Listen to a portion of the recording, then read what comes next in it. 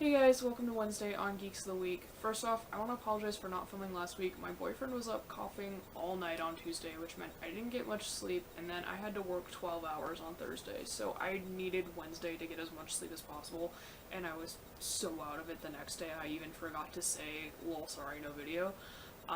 Secondly, I'm gonna warn you now that I'm going to be even less happy and bubbly than my usual self this week.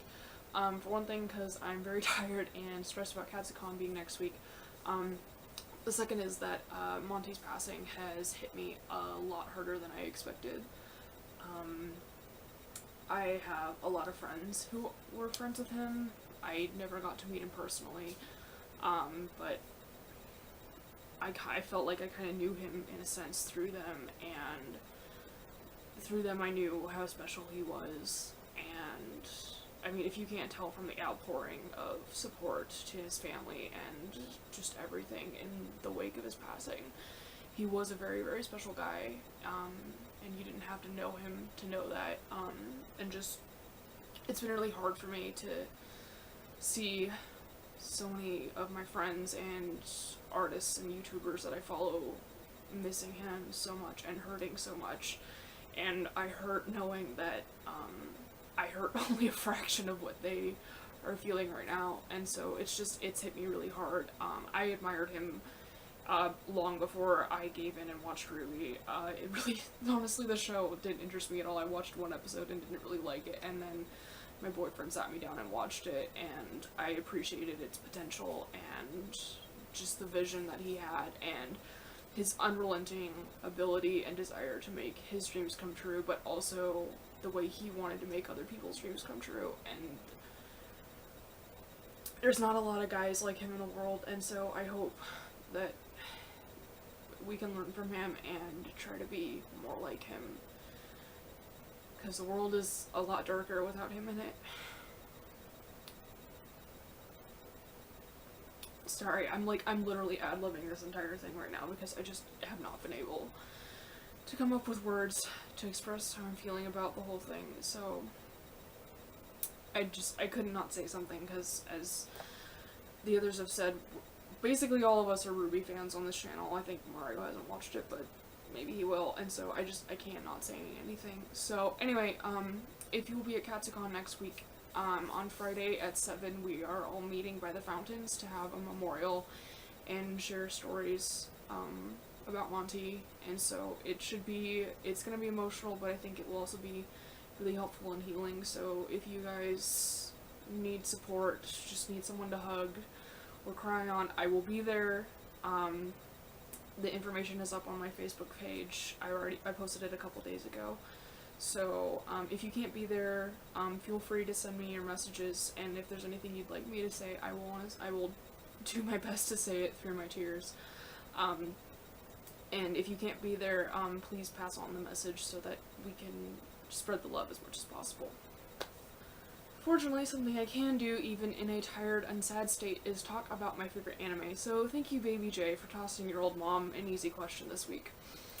When it comes to my favorite anime, like my absolute favorite anime, to me it's not the quality of the story, the animation, or voice acting. It's really all about my emotional attachment to it. Part of that has to do with characters. You guys know the only thing I really care about in anything is characters, but also 3 of my top 5 align with some of the most significant points in my life, and pretty recently too, since I only started watching anime when I started college. Anyway, that's what puts them in my absolute favorites. I also consider rewatch value. There are a lot of anime that I like, but don't necessarily find myself returning to, so those are more honorable mentions, but those are my top 5 are the ones I come back to again and again, so here we go. Number 5 was actually really hard for me to come up with because I had just a top 3 for a while, and then now I have a top 4 with 2 vying for first place, so I did think really hard about what my 5th was, because I never really expanded my favorite anime beyond 4 shows. So this answer isn't totally concrete because I kind of just came up with it, but it's a show that I've realized that I keep rewatching year after year, and I still find it hilarious. This anime is a little show called Crayon Shin-chan, very specifically the English dub. Now, if you've never seen the Shin-chan dub, it's intentionally awful. By any other standards, it would be a horrible, horrible dub. They change the names to sound more Western, they slip in all kinds of American pop culture references and really raunchy jokes. But that's what makes it amazing. Some of the humor is just so shockingly tasteless, and that's why it's still funny to me no matter how many times I watch it.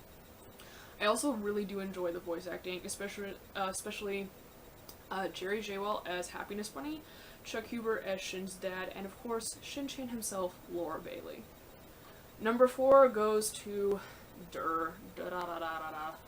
I know I just gushed about the show a couple of weeks ago with the second season starting up, but this series, like, I cannot tell you how important it is to me.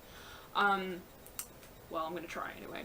The first season started airing in Japan right around the time I had to go back to school after my ex-girlfriend unceremoniously stopped talking to me and started dating a guy behind my back a week before Christmas.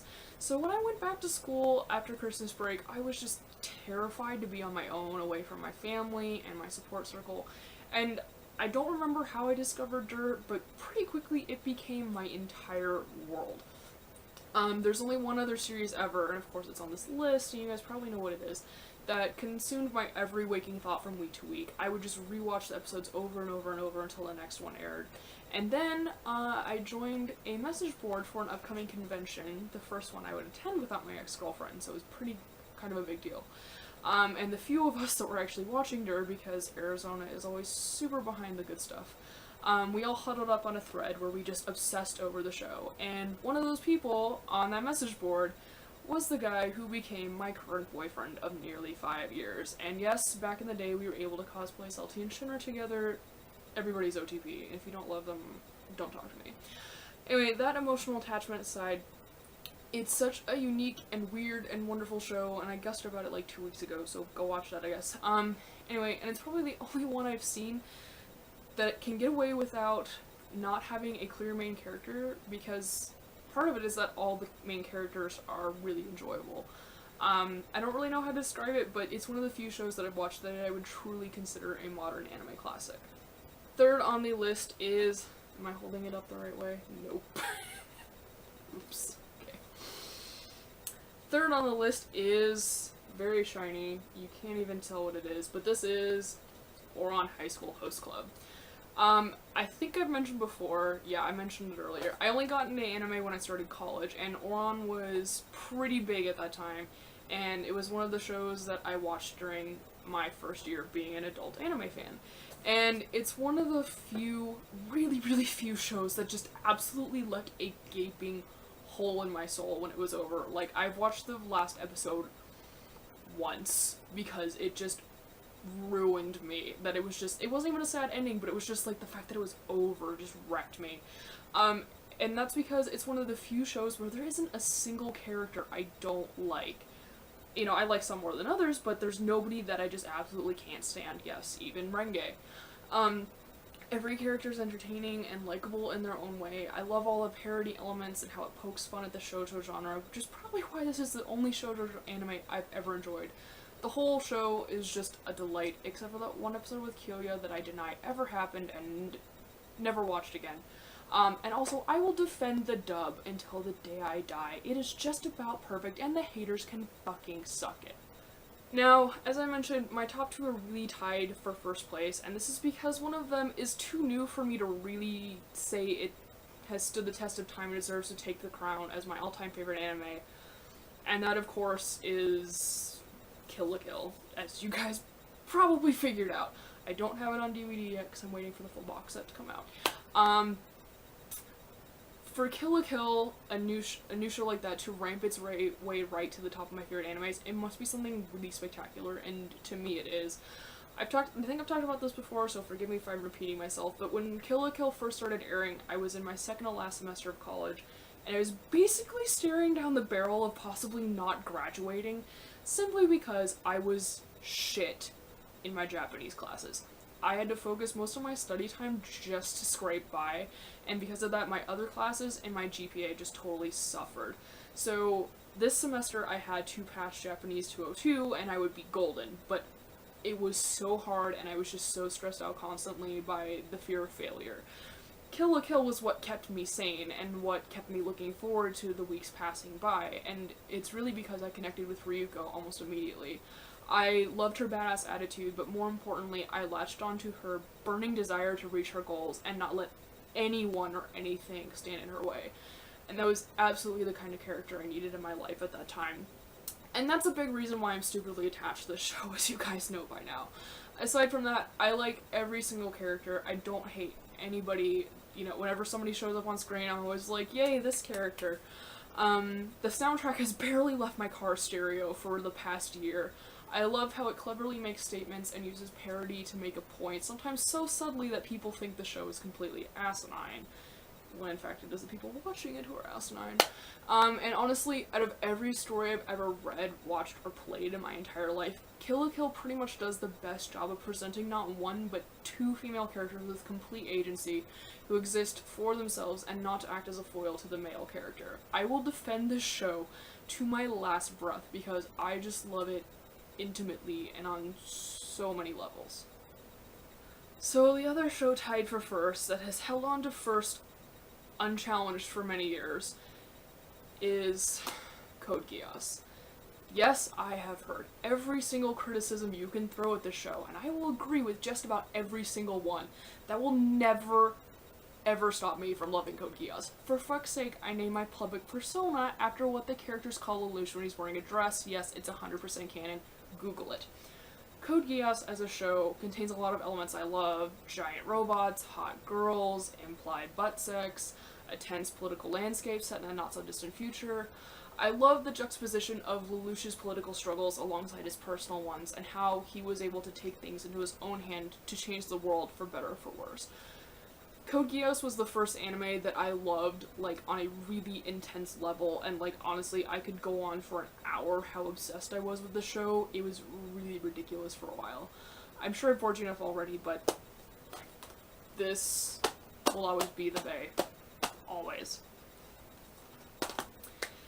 Anyway, sorry to ramble on too much, but as you guys know, when I love an anime, I really fucking love it.